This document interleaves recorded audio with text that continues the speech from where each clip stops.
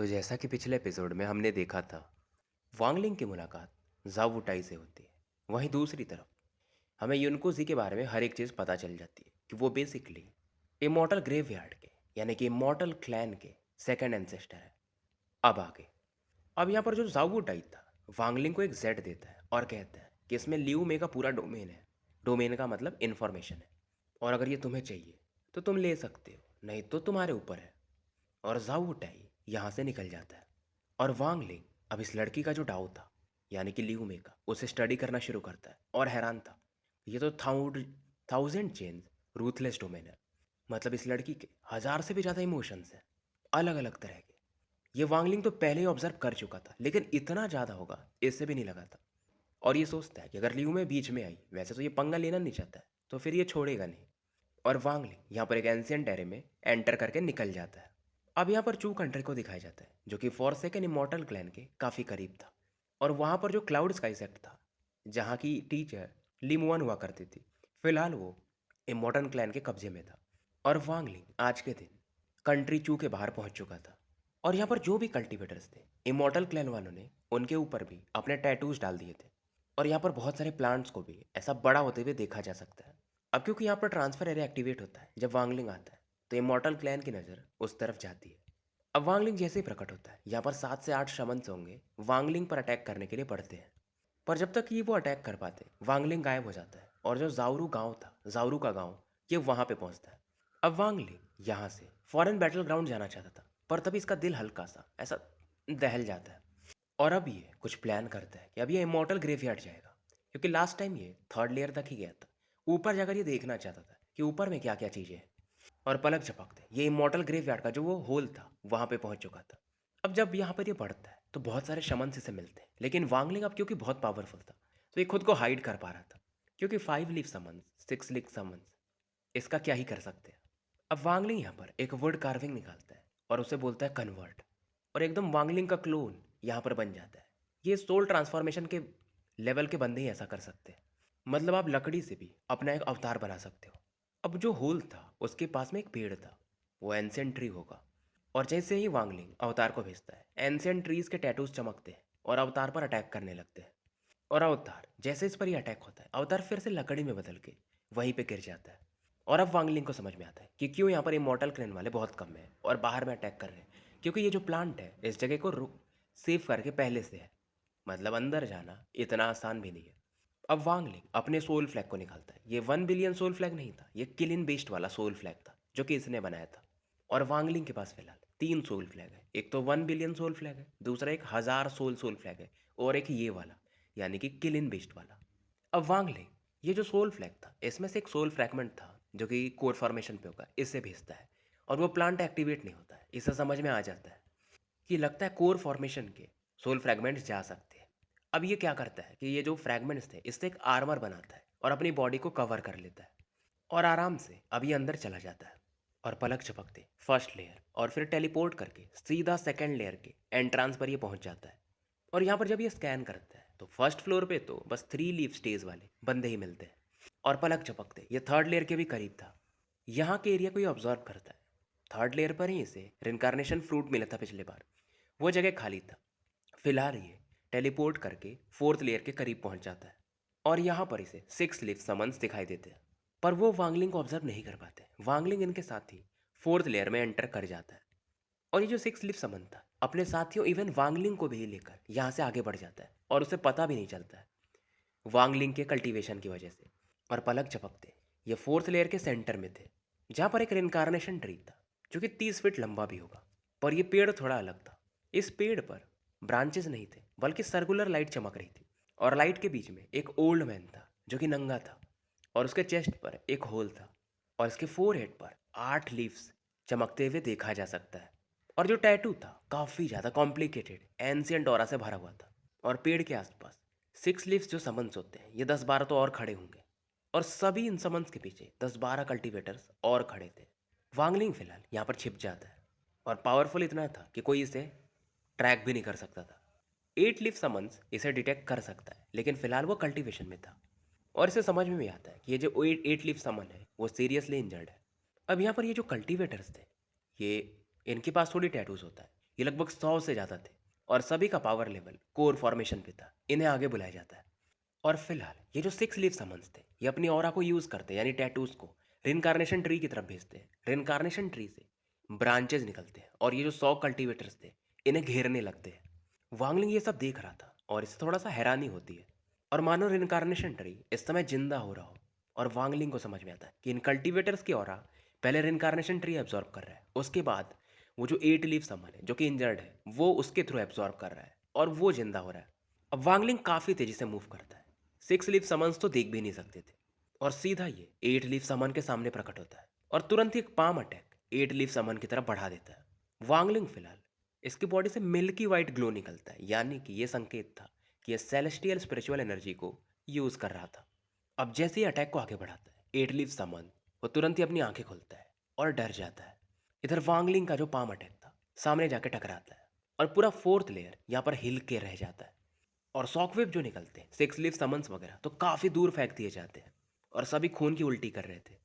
अब इनमें से जो एक 6 लीफ समन था वो चिल्लाता है कि ये तो सोल ट्रांसफॉर्मेशन लेवल का कल्टीवेटर है और सभी जो 6 लीफ समन्स थे यहाँ से भागने लगते हैं। अब इधर 8 लीफ समन जिसके आसपास वो लाइट और थी जिसे ये अब्जॉर्ब कर रहा था वो डिस्ट्रॉय हो जाता है और वो खून की उल्टी करने लगता है। लेकिन फिलहाल ये अपने टैटू पावर को यूज़ करता है ताकि वांगलिंग के पाम अटैक को पूरी तरह से अंदर न जाने दे। और फिलहाल ये शमन भागने को देखता है पर वांगलिंग भी कहता है तुम भाग नहीं सकते। और वांगलिंग सबसे पहले रेनकार्नेशन ट्री को तोड़ फोड़ देता है और जो 100 कल्टीवेटर्स उन पेड़ के ब्रांचेस से बंधे हुए थे वो भी जमीन पे गिर जाते हैं। फिलहाल ये लोग जाग तो जाते हैं पर काफ़ी कंफ्यूज थे। वांगलिंग इनसे कहता है निकल जाओ यहाँ से। और फिलहाल वांगलिंग यहाँ पर मॉस्क्विटो बिस्ट को बाहर निकलता है। वांगलिंग कुछ बोलता भी नहीं है, मॉस्क्विटो बिस्ट समझदार हो चुका था। ये समझता है कि इसके मास्टर को क्या चाहिए और जो भी सिक्स लीफ समन्स भाग रहे थे ये उनके पीछे पड़ जाता है और एक एक को निपटाना शुरू करता है क्योंकि मॉस्क्विटो बीस्ट बहुत फास्ट था। अब ये जो कल्टीवेटर्स आए हुए थे इनमें से एक वांगलिंग को पहचान जाता है और कहता है फाउंडर। वांगलिंग भी उस बंदे की तरफ देखता है, हालांकि वांगलिंग शायद इसे पहचान नहीं पाता है। फिलहाल वांगलिंग 8 लीफ समन के पीछे था। अब ये जो 8 लीफ समन है ये एक्चुअली में फिफ्थ एंसेस्टर के अंदर काम करता था, लेकिन एक महीने पहले वॉर के टाइम ये सीरियसली इंजर्ड हो जाता है।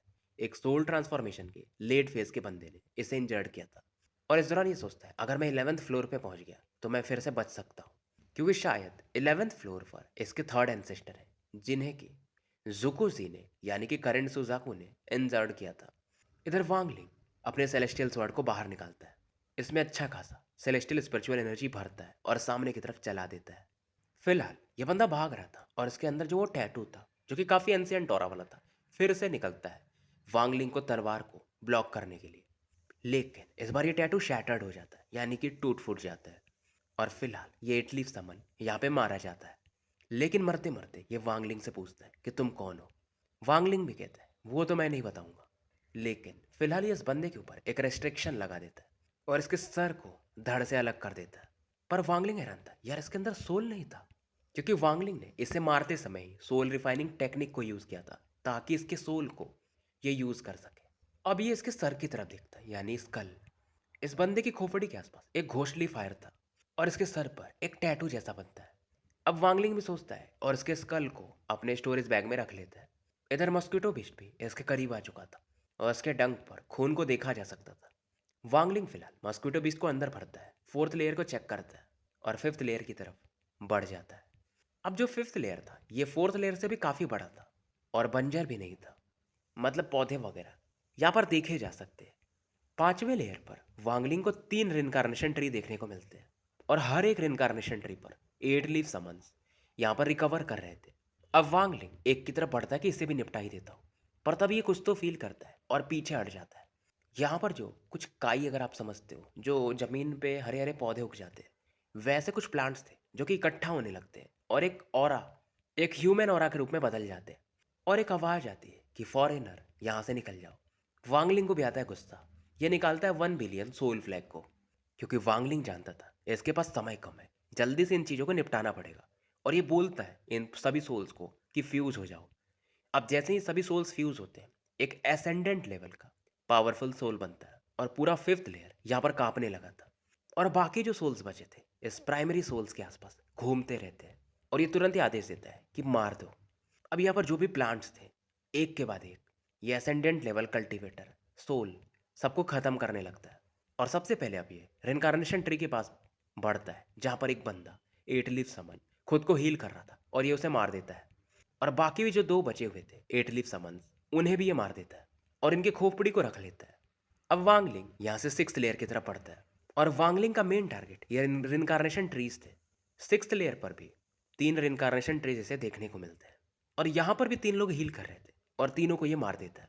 वांगलिंग ऐसे बढ़ता है सेवेंथ लेयर, आठवें लेयर, ऐसे करते करते ये 10वें लेयर तक पहुंच चुका था। 10वें लेयर तक आते आते ये जो सोल था ये कोलैप्स कर जाता है, क्योंकि ये जो 1 बिलियन सोल फ्लैग से आप एसेंडेंट सोल बनाते हो वो आधा घंटे से ज़्यादा नहीं रह सकता।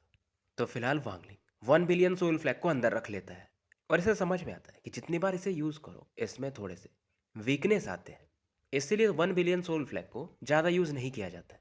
और वांगलिंग अब तक यहाँ पर 19 8 लीफ समन्स को मार चुका था, यानी लेवल 8 वाले, क्योंकि असेंडेंट लेवल के कल्टिवेटर्स प्लेनेट सुजाकू पर बहुत कम लोग थे। एक तो युनकुजी थे जो कि इमॉर्टल क्लैन के ही हैं, उनके अलावा जोकुजी हैं यानी कि अभी करंट सुजाकू, एक है चू युनफे जो कि अब इस प्लेनेट को शायद छोड़ चुके हैं, और एक और है और सैतरिंग शैक्ट के एसेंडेंट कल्टिवेटर लेट फेज के, लेकिन फिलहाल वो भी सीरियसली इंजर्ड है।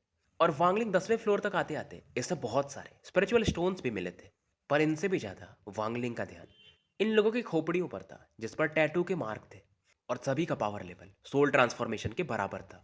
और वांगलिंग को इस दौरान ये लगता है 11th फ्लोर पे काफ़ी खतरे हैं, और 11th फ्लोर पर जाने से पहले ये एक फॉर्मेशन बनाता है। और बेसिकली ये फॉर्मेशन एक ट्रांसफर एरे था, मतलब अगर कुछ प्रॉब्लम हुआ तो ये तुरंत ही उसमें एंटर करके यहाँ से काफ़ी दूर निकल जाएगा। और ये चीज़ इसे एंसेस्टर डूटियान ने सिखाया था। अब फॉर्मेशन बनाने के बाद ये 11th लेयर की तरफ बढ़ता है। 11th लेयर पर पूरा अंधकार था और ब्लैक स्मोक आसपास देखा जा सकता है। 11th फ्लोर पर इसे कुछ टैटूज के शेप के चैनल्स दिखते हैं और आसपास रेड लिक्विड देखने को मिलता है। और यहाँ पर काफ़ी कोल्ड हो रहा थी, जिसे कि हम एक्सट्रीम यिन कह सकते हैं। और टैटू के एकदम सेंटर के बीच में एक नेकेड वुमेन थी और उसके बॉडी से एक डेमोनिक ऑरा को फील किया जा सकता है। और वुमेन दिखने में काफ़ी भरी हुई थी और परफेक्ट शेप में थी, और इसके बॉडी पर कोई टैटू का मार्क नहीं था, लेकिन फोरहेड पर 9 लीफ प्लांट यहाँ पर चमक रहा था और दिखने में ये काफ़ी सुंदर थी। और इतनी सुंदर वांगलिंग ने आज तक दो ही लोगों को देखा था, एक तो वो सेलेस्टियल कॉर्प्स, यानी कि जो वो लाश है इसके पास, वो लेडी के सेलेस्टियल कॉर्प्स, उसके अलावा इतनी सुंदर इसने ल्यूमे को देखा था। अब वांगलिंग इस वोमेन से मिला नहीं था, लेकिन इससे इसको एक फैमिलियरिटी फील हो रही थी। अब ये जो वोमेन थी इसके आसपास एक स्क्रॉल भी घूम रहा था जिसमें 9 गोल्डन लाइट्स यहाँ पर चमक रहे थे, और वो लाइट इस वोमेन के फोर हेड में यहाँ पर फिलहाल एंटर कर रहे थे। और जैसे ही वांगलिंग इस स्क्रॉल को देखता ये हैरान था, क्योंकि स्क्रॉल भी ये पहचानता था। ये स्क्रॉल इसके पास भी था, लेकिन इसे आज तक पता ही नहीं था कि इसे यूज़ कैसे करना है। इस दौरान ये जो वुमेन थी ये अपनी आंखें खोलती है। इधर वांगलिंग भी थोड़ा सा डर जाता है और फाइनली इसे पहचान जाता है। अब वांगलिंग का जो सेलेस्टियल स्वॉर्ड था उसमें एक हमिंग साउंड होता है और उसके अंदर से फर्स्ट डेविल बाहर निकल के आता है और कहता है लिटिल सिस्टर फेरी। और इस दौरान उस वुमेन से भी आवाज़ आती है कि मेरा सोल फ्रैगमेंट, यानी इसका वो जो सोल फ्रैगमेंट था जैसे कि फर्स्ट डेविल बोलता था, उसे यहाँ तक लाने के लिए थैंक यू। वांगलिंग का चेहरा इस समय अगली था और ये इसे घूरता है, और उधर फर्स्ट डेविल इस वुमेन की तरफ बढ़ने लगा था और बोल रहा था लिटिल सिस्टर फेरी, आपका बड़ा भाई जू आ रहा है। ये वुमेन स्माइल करती है और अपनी एक उंगली को फर्स्ट डेविल के फोर हेड की तरफ बढ़ाती है, और इसकी ऑरा की वजह से फर्स्ट डेविल काफ़ी पेन में आता है और कहता है, मतलब इसे गाली मारता है। और फिलहाल फर्स्ट डेविल पीछे आ जाता है। इधर वांगलिंग एकदम हैवी टोन से इस वुमेन से पूछता है कि तुम कौन हो। अब ये वुमेन बताती है कि कल्टीवेटर की दुनिया में मुझे लोग मेजी कहते हैं, लेकिन फॉरसेकन इमॉर्टल क्लैन में मुझे लोग थर्ड एंसेस्टर कहते हैं। वांगलिंग भी कहता है अच्छा तो आप थर्ड लॉर्ड एंसेस्टर हो, ठीक है फिर मैं माफ़ी मांगता हूँ और यहाँ से निकलता हूँ। और वांगलिंग जाने लगता है। अब वुमेन भी कहती है कि मुझे थर्ड एंसेस्टर मत बुलाओ, तुम मुझे मेजी बुला सकते हो, तुम यहाँ से तभी जा सकते हो जब तुम शांति से रहोगे। और ये जो वुमेन थी ये अपने हाथों से बस अपनी ऑरा भेजती है, और जो रास्ता था जो 10th लेयर से होके जाता था उसे ये ब्लॉक कर देती है। वांगलिंग पलटता है और कहता है सीनियर आप चाहती क्या हो। और वुमेन कहती है मुझे कुछ नहीं, बस ब्यूटी ऑफ लाइफ को एक्सपीरियंस करना है।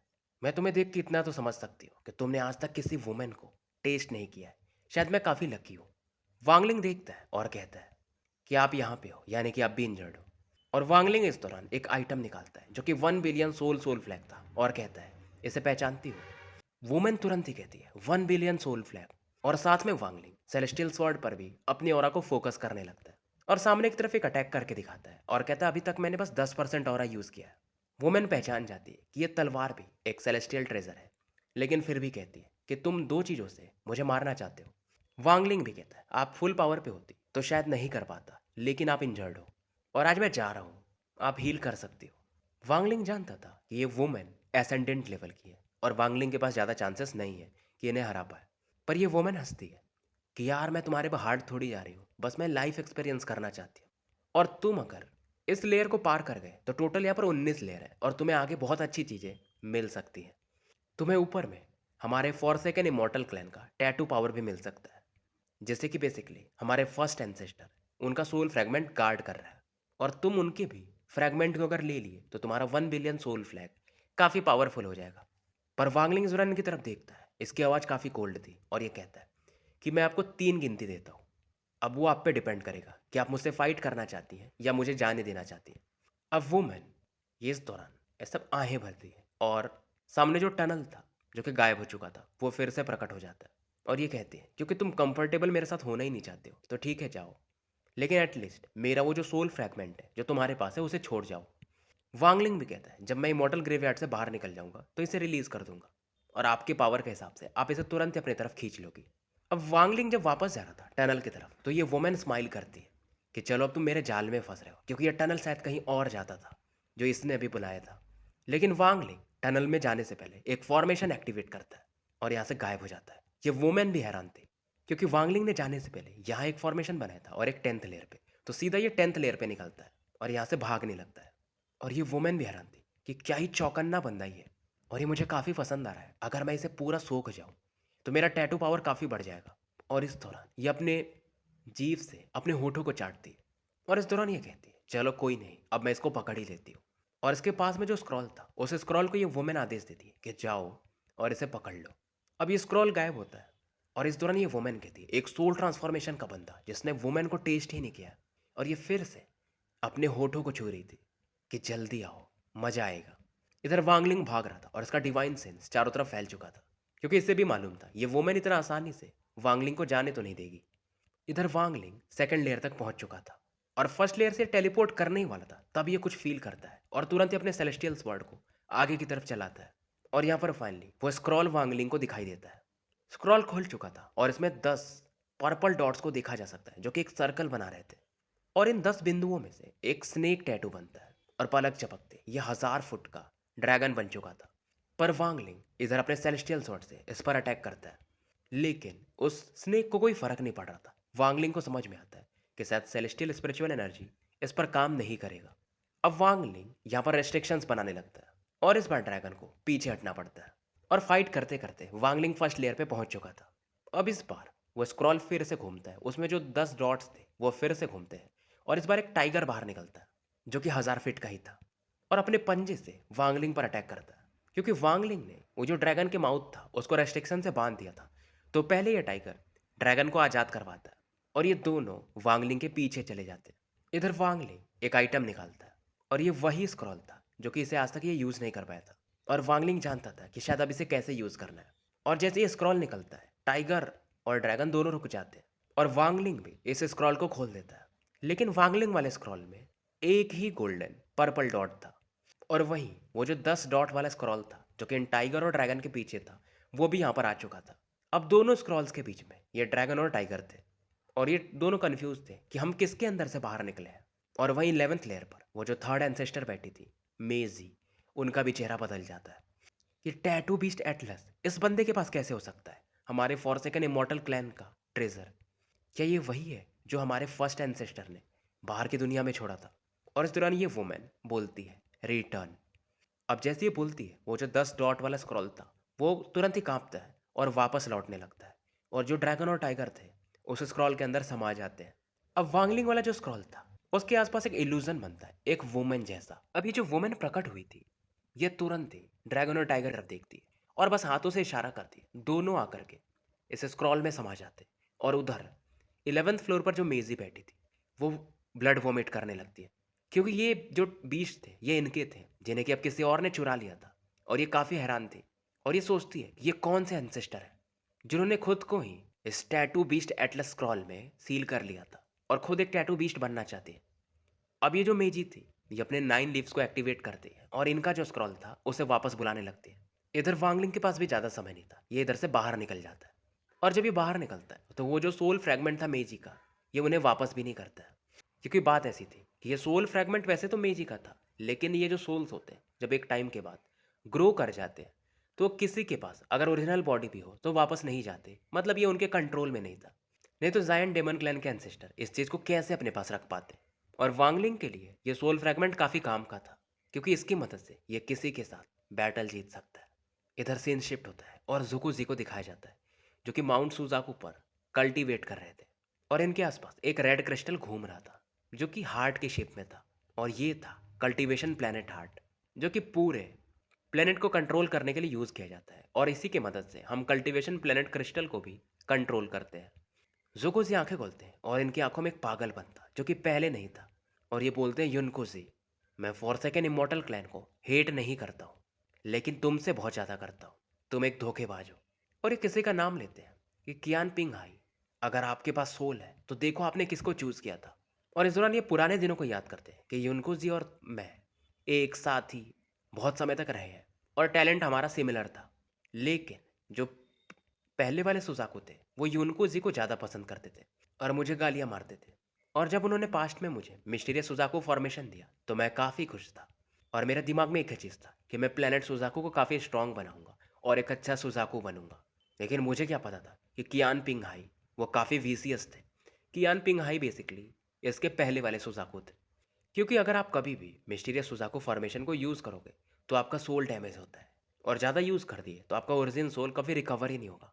वो मर चुके हैं, लेकिन मुझे नहीं पता उन्होंने ऐसा क्यों किया मेरे साथ। ये तो अच्छा हुआ कि मैंने लंबे समय से प्लान किया और कल्टीवेशन प्लेनेट क्रिस्टल मेरे कंट्रोल में है।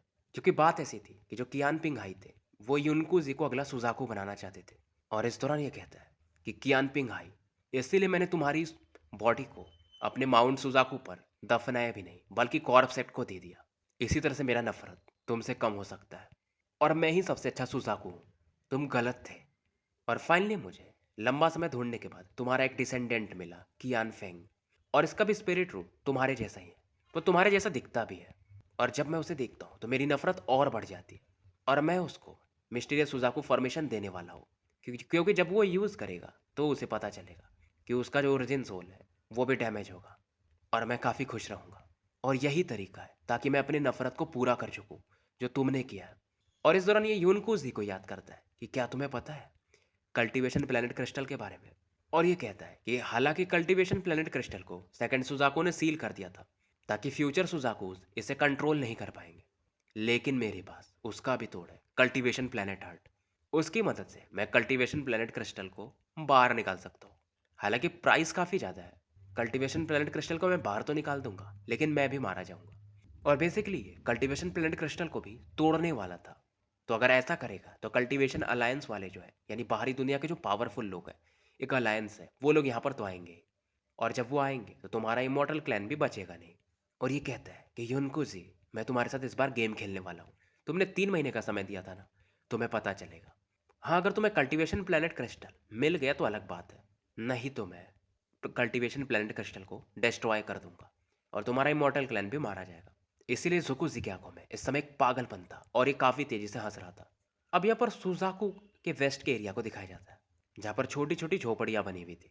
और इन्हीं झोपड़ियों में, जो कि काफ़ी शानदार भी बने हुए थे, बीच में कियानफेंग बैठा था और उसके बगल में रेड बटरफ्लाई। और रेड बटरफ्लाई हमेशा कंफ्यूज रहती थी। कियानफेंग इस दौरान आसमान की तरफ देख रहा था, जहाँ पर ब्लैक क्लाउड दिखाई दे रहे थे। और यह संकेत था कि इमोर्टल ग्रेवयार्ड वाले अभी भी अलग अलग लोकेशंस में अटैक कर रहे हैं। इस दौरान ये सोचता है कि वो शेंगन्यू कहाँ पर है।